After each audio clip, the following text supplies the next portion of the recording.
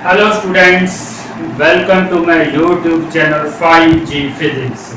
आज की क्लास काफ़ी इंटरेस्टिंग होने वाली है। कुछ हम बेसिक्स डिस्कस करेंगे।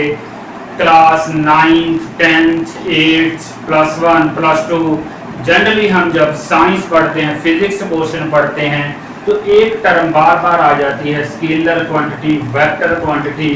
आज वही कंसेप्ट मैं आपसे डिस्कस करने जा रहा हूँ, what actually scalar and vector quantities are। तो बेटा स्टार्ट करते हैं। पहले स्टार्ट करते हैं स्केलर क्वांटिटी से स्टार्ट करते हैं।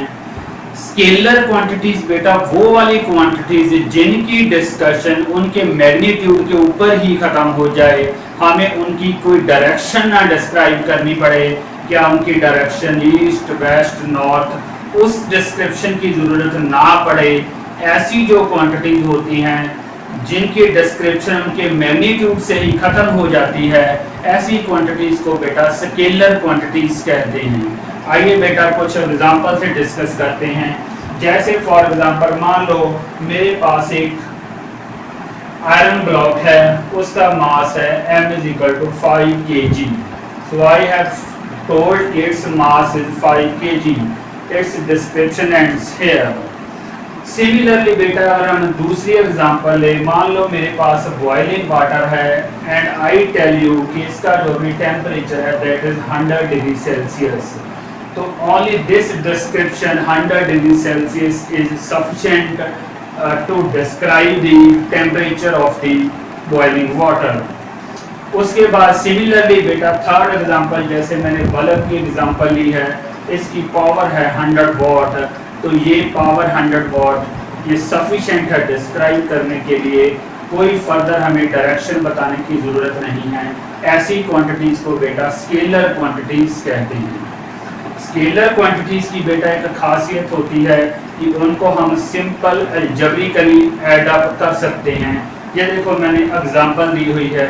मान लो एक पेन के अंदर बेटा पहले मैं 5 kg का जो वेट है वो इंट्रोड्यूस करता हूँ।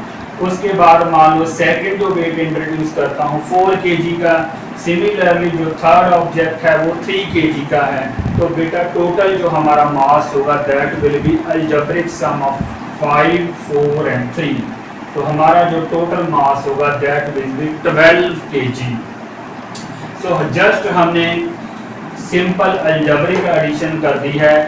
जो स्केलर क्वांटिटीज होती हैं उनकी सिंपल अलजेब्रिक एडिशन की जा सकती है।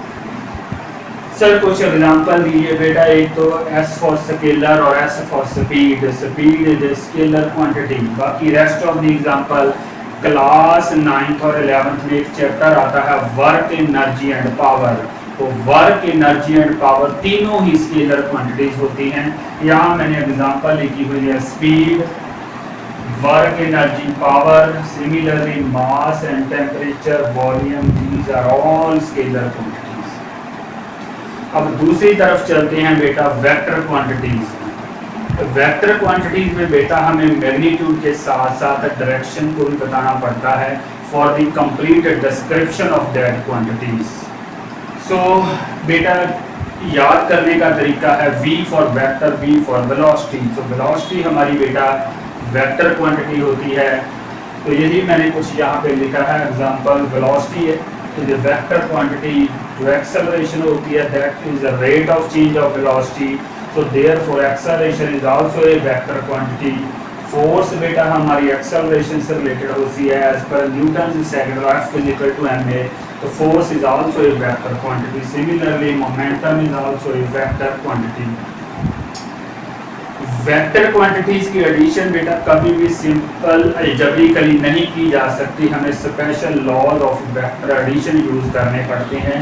जैसे बेटा यहाँ पे एग्जांपल देखिए, मेरे पास एक ऑब्जेक्ट है, उस ऑब्जेक्ट के ऊपर दो फोर्सेस लग रही हैं। First horizontal force is 10 Newton, the second force is little bit inclined and is 20 Newton.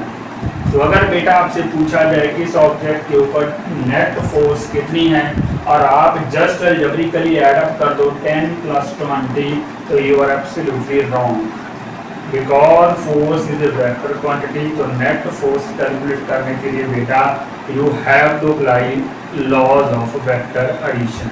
यही बेटा डिफरेंस है दोनों क्वांटिटीज में। I hope you might have understood.